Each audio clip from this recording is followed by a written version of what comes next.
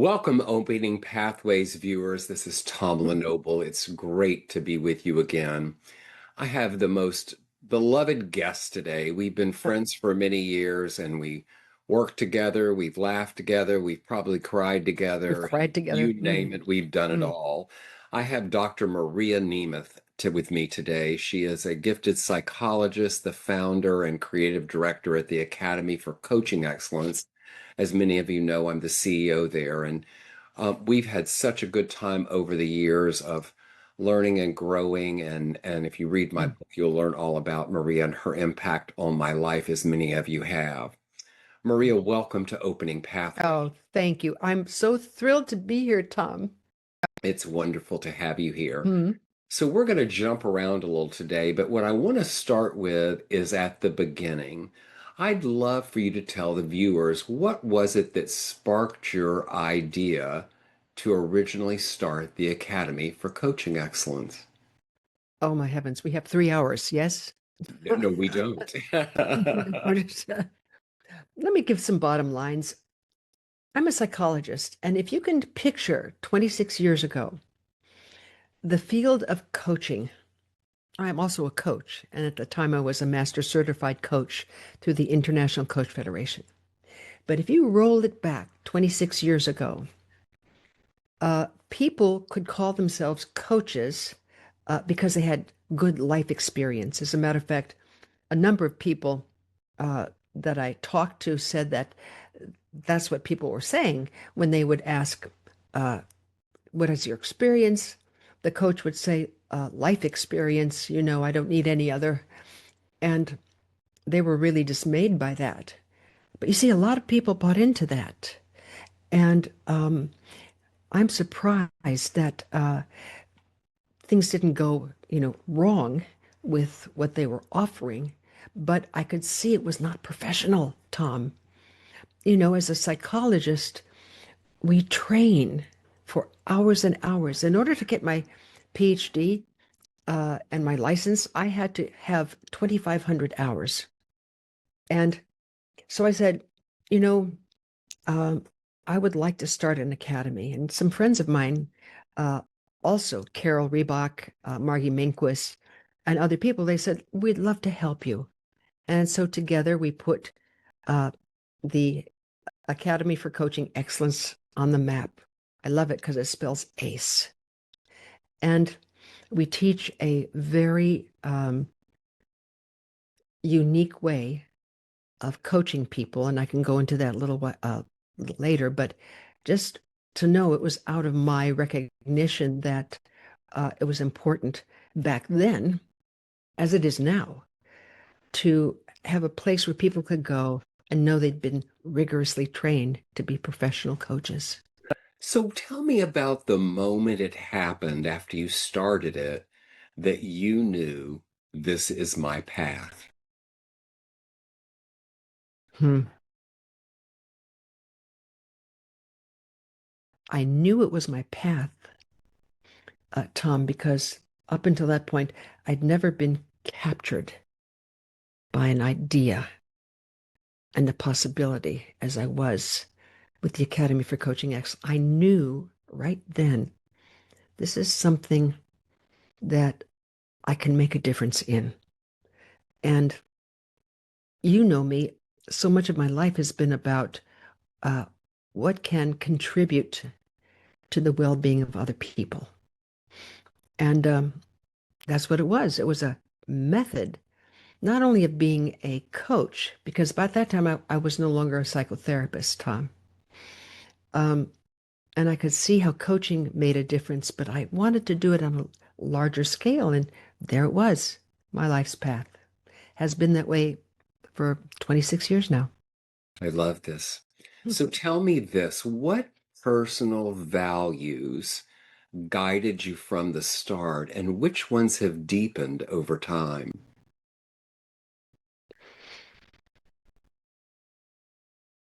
I love your questions. I love you too, and I love the questions. Um, Contribution,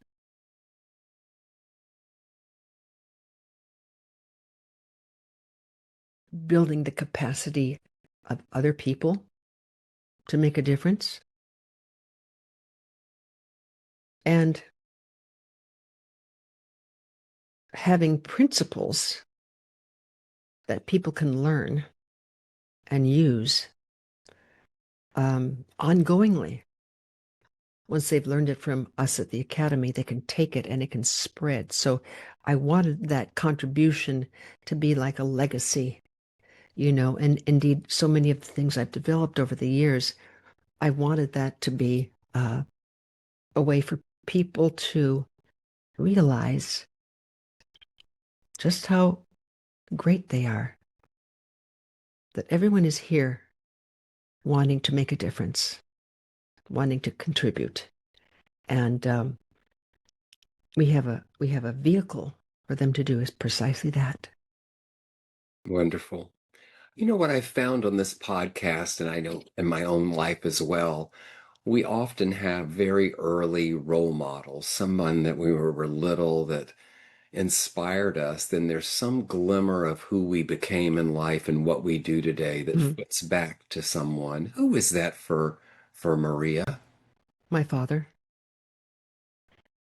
he was born in Vienna, came here in 1939 um, with the rise of Hitler, and um, he was a brilliant man, so brilliant. He never completed any kind of formal training or uh, training in physics, and yet right before he died, they were thinking of offering him a chair in physics in Berkeley. But he always believed in me. He was very interesting. Listen, so here's a man from the old country, and he had two daughters. I'm still the eldest, and he always told me that I could do whatever it is that I really wanted to do. However, he wanted me to be a neurosurgeon. And it caused a little bit of friction because when I got accepted to uh, psychology at Berkeley, the psychology department, and I showed him the letter, he was furious. He said, Maria, this is nothing. This is very soft. You are meant for so much greater. I want you to be that neurosurgeon you are capable of being. And for a while, I had hurt feelings until I recognized that the reason he was so angry was because he did have this vision for me.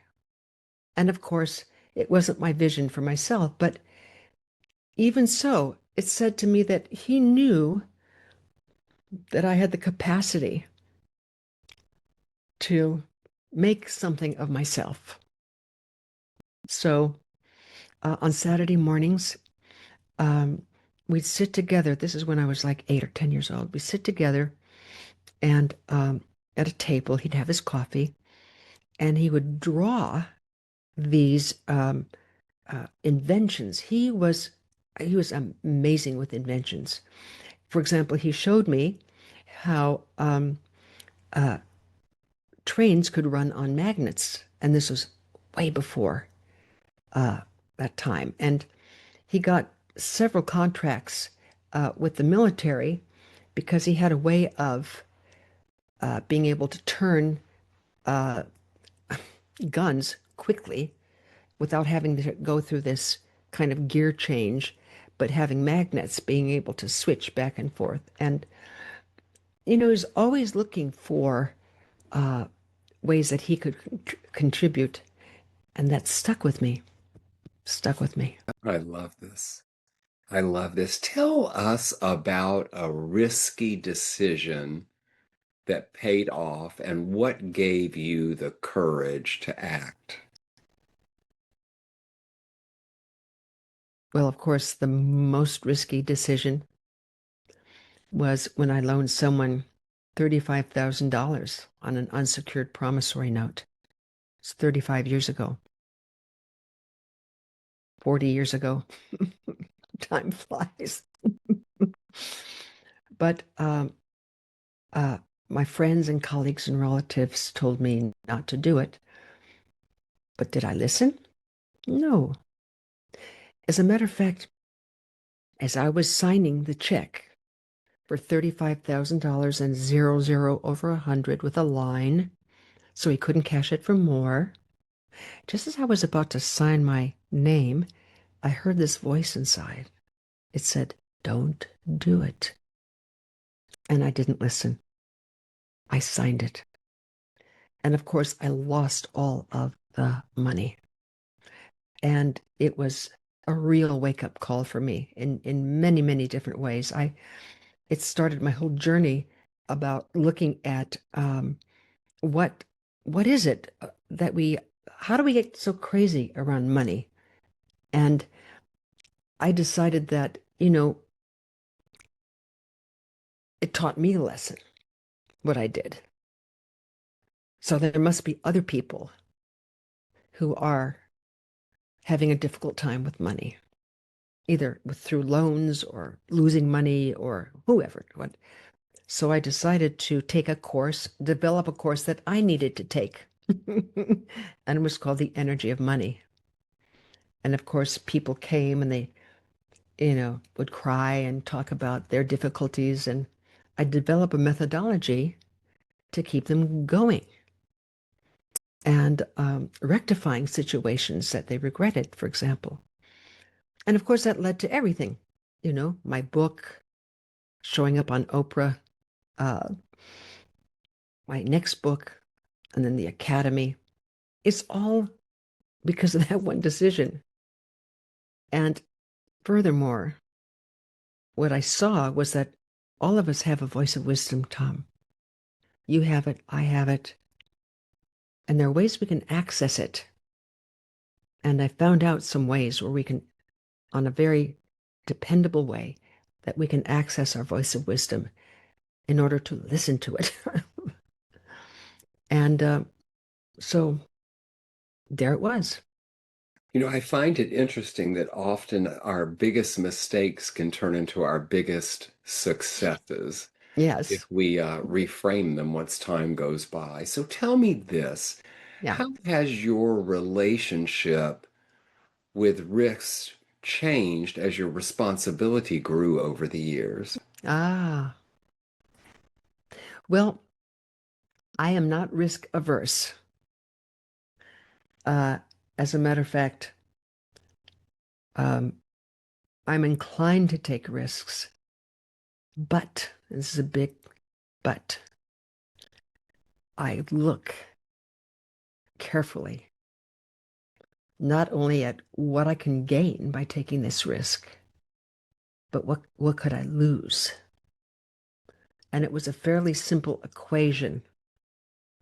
If the risk brought more danger than it was worth, then I would tend not to risk the thing. And at the same time, if it seemed, you know, uh, there could be something risky about this, but it's really good to go ahead, then I go ahead. But it's a much more planful way than it was those 40 years ago when I loaned that I mean, do you know how much $35,000 is 40 years ago?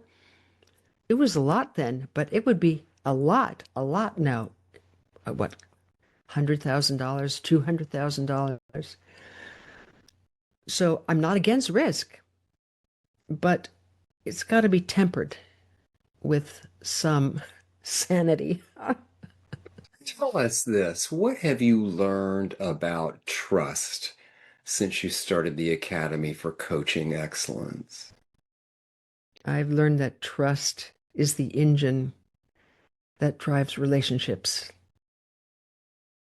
that trust is the glue that keeps us in contact with so many people.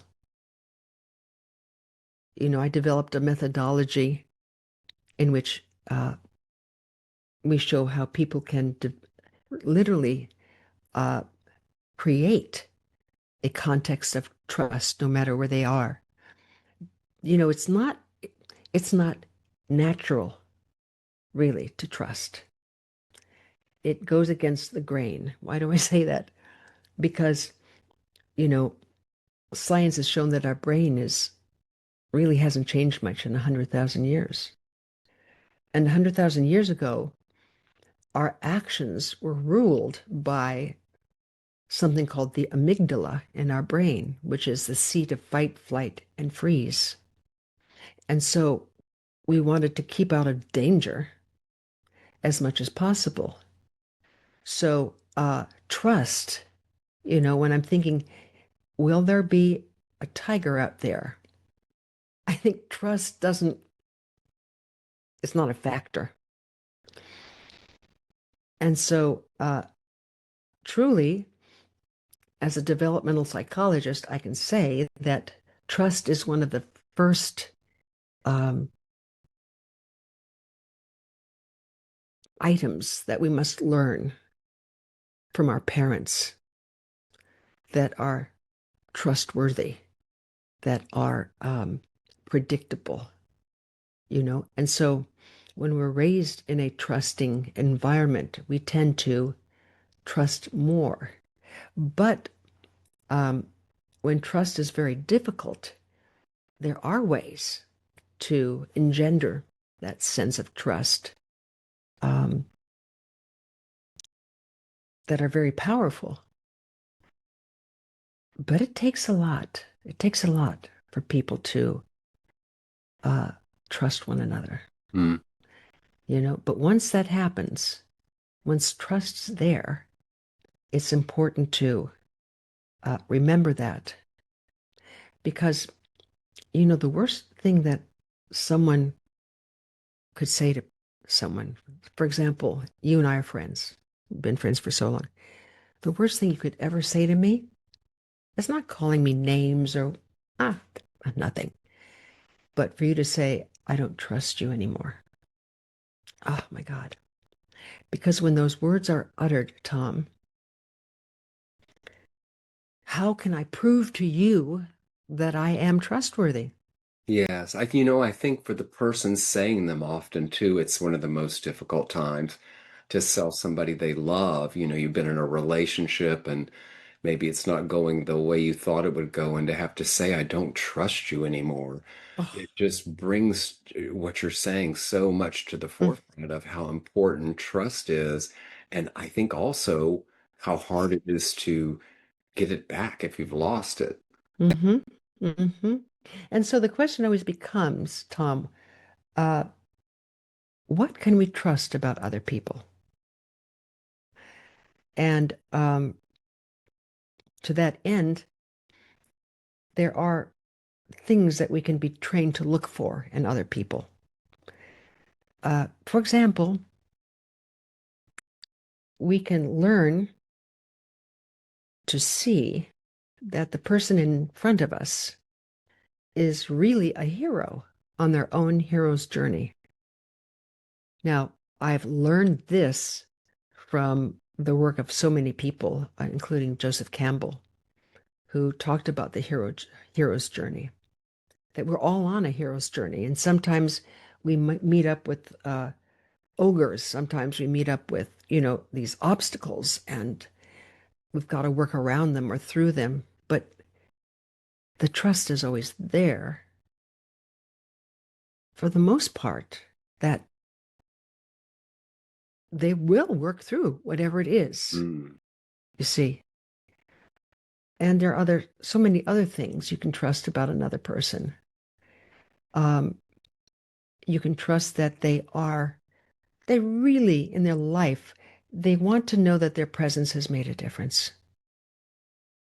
No matter how mean or upset or whatever a person can get, deep down, they want to know that their presence means something. I mean, that was the whole uh, mission of Mother Teresa. She recognized that that's a basic instinct we all have. And so her whole ministry was based around um, taking people off the streets who lived on the streets all their lives, and were dying, and taking her back to the mission where they'd be bathed and put clean clothes on them. And just as they were passing away, she'd hold them in her arms and let them know how much their presence meant to her. And she said, it was very interesting. She said, when I look at this person, I don't see them. I see Jesus in all of his distressing disguises. So she saw the Christ. I mean, for her, that was literal, which is what made her such a saint, you Love know? that. So tell me this. How do you recognize when fear is information versus a stop sign? Say that again. That's such an interesting, I love that. Please say it again. How do you recognize when fear Mm-hmm. is information and not a stop sign? Oh, okay, good. That when you're afraid, it is not necessary that you should stop doing what you're doing. Um, and uh, for the most part, although I tell you, there's so many things that are easy for us all to fear right now. But let me talk about more on the smaller, like molecular size. That when you're afraid of something, it's often a sign that what you're about to do is something totally new or different. And your fear is giving you information that it's time for you to just look and see and allow yourself to take one small, tiny step past what you fear or what you're afraid of. Just taking one small step and then taking another step. Because fear is, it's actually, it is information. It's the recognition that for the most part, you're about to do something that you've never done before. Yes, And yes. so that little amygdala, once again, I was talking about, it goes, "Mm, there is a tiger outside. Come on." And Yeah, you haven't. I've learned that fear is an opportunity for growth. Mm-hmm. That's what it means to me, is it's an Yes. opportunity to grow. So tell me this. What impact are you most proud of? Not publicly, not professionally, but personally.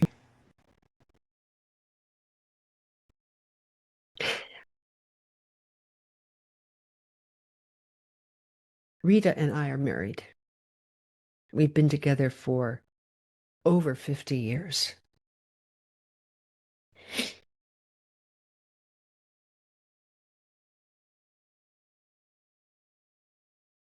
She's the love of my life.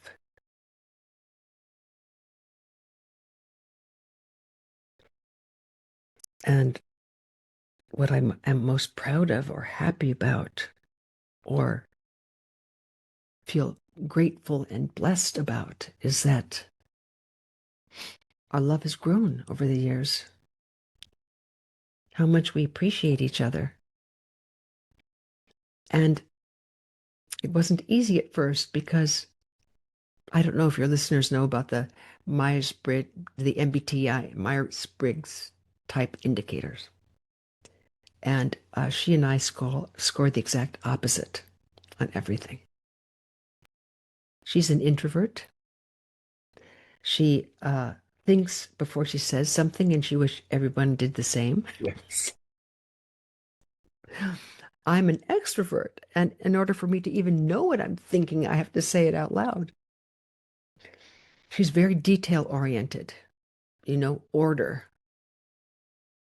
And I am, you know, very possibility oriented. Let's put it that way. Global thinking. She makes decisions based upon logic. Now, she has deep feelings, but uh, let's say, she was the head of so many state departments here in California, just so brilliant. The director of, let's say, CDSS, California Director of Social Services. And um, if she had to lay off some people, it really hurt her. And yet she knew she had a job she had to do. So she did it, but she did it with such generosity of spirit that people heard the message. And although they were really sad, they nevertheless uh, felt that they weren't being eliminated because there's something wrong with them. So I could spend the next 2 hours talking about Rita. Uh, oh, finally, on the Myers-Briggs. Uh, Rita, there's a place for everything, and everything has its place. I like to think that I am more creative, and she calls it messy. So you can imagine what we had to work through. But we worked through it because we were able to see the person underneath. And we were able to ask ourselves, and I mean, we did this consciously. I remember the day we did that. It was the time when we said to each other, I'm going to give you 5 minutes to think about this. This was like after we'd been together for about 4 years. In 5 minutes, if you tell me that this is not the relationship you want to be with, I promise I will let you go without a fuss. And we both sat in silence. She was in one room, I was in the other. We just sat. And in 5 minutes, we came back together. And I said to her, honey, you are the one. And she said to me, sweetheart, you are the one. Love it. Love it. Tell us this, Dr. Maria. What does renewal look like for you beyond just the typical rest or time off? Renewal, for me, is a spiritual process. I'm 82 years old. And I am so grateful, Tom, that I am still able to think fairly clearly. And renewal happens when I become highly interested in something. And it gives me it gives me energy. See, I think for me, renewal has to do with gathering more energy. And in that regard, my writing, my speaking to people, um, being the creative director of ACE, all of this renews my spirit. And when you are 82 years old, Tom, one of the things we know about aging is that typically as we age, we have less and less contact with people, you know? And that causes a lot, the, the, the kind of normal kind of aging, which is really not normal in my book, occurs because people are more and more isolated. They'll see relatives ever so often. A lot of friends have died at a certain point. I have schoolmates that have passed away. But for me, I have been blessed by being able to work with you, being able to work with the staff at ACE, uh, being able to coach people who are much younger than I. Uh, I have a wealth of contacts, and that renews my spirit. Love this. So tell us this. What question Mm? is guiding your decisions this year? What question is guiding your decisions this year?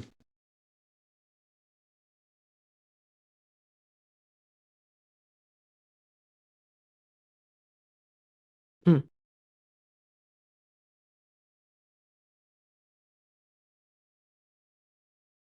How am I spending my time?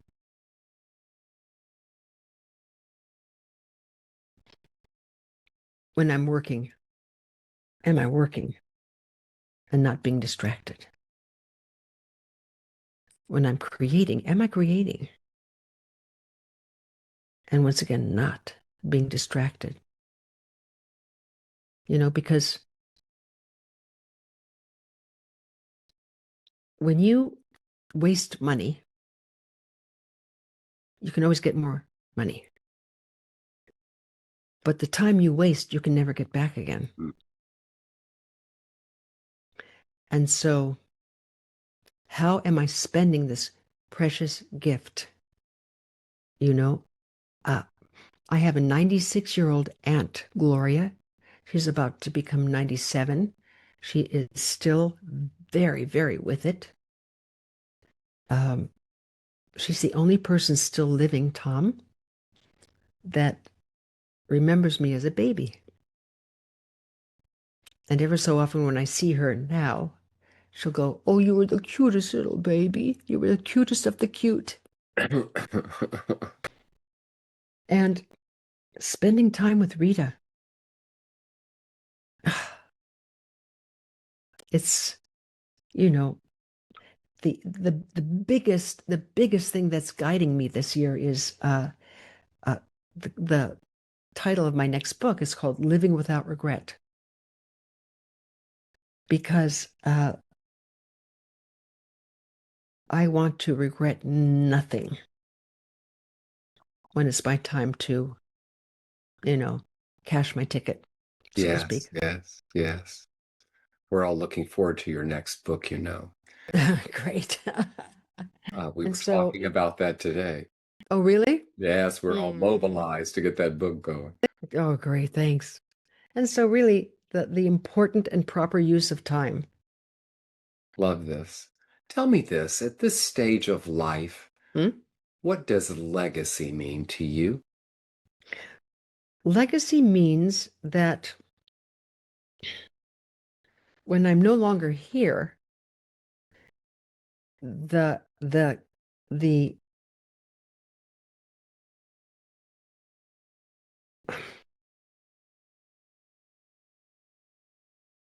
what I've created will live on in the lives of others. Thanks to you, thanks to the staff at ACE, thanks to some of my friends. But legacy for me is um, it's all about continued contribution to have people live with clarity and focus, ease and grace, to make the difference that they were born for. All of us were born with uh, not only a desire to make a difference, but it's like this is our ticket of admission into this life. And people who are recognizing it and then living it, that's a good life. Love this. And for me, legacy is providing some tools that they can use to discover what they're here for and then live into it and contributing out of it. Does that make sense? Totally love it. The viewers love it too. It's a wonderful wisdom you're sharing here today. Tell me, what is the boldest vision of what comes next?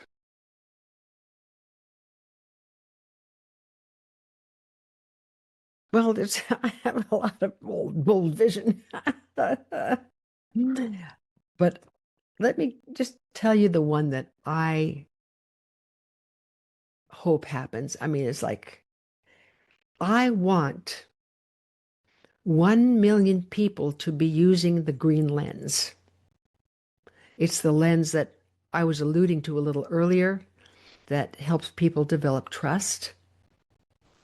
Because I figure if 1 million people are using it, that's just like a little, I don't know, a little bright spot emanating and kind of pulsing outward. And when 1 million people are using it, uh, if other people begin to say, well, what? There's something about you. Every time I'm around you, I relax. Every time I'm around you, I sense that all is well. What is it? And then the person shows them the green lens and all the premises that talk about why the green lens was created the way it was, so people see it. But that's my bold vision. I love it. And viewers, the green lens can be yours as well. Look up the Academy for Coaching Excellence, our first course, Mastering Your Life. It'll tell you a lot about some of the things Maria is talking about today. Maria, what is your hope for the world today?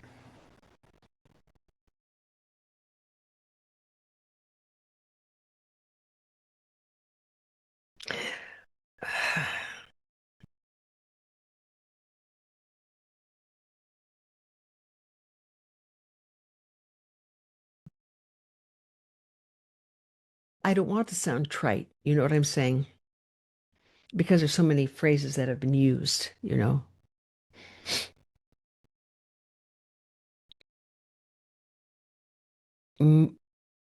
My hope is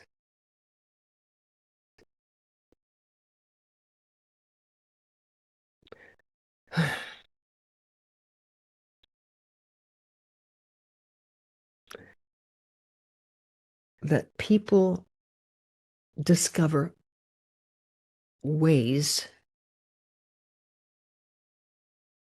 to calm down their brain. Because, and there's so many different techniques that you can use. You know, there's yoga, there's meditation, there's some tools that we have at the academy where people can learn to literally uh, have the brain work less hard, you know, not all steamed up. Because it's so easy for humans to get steamed up. And my hope is that we collectively see that the way we're doing things now just doesn't work.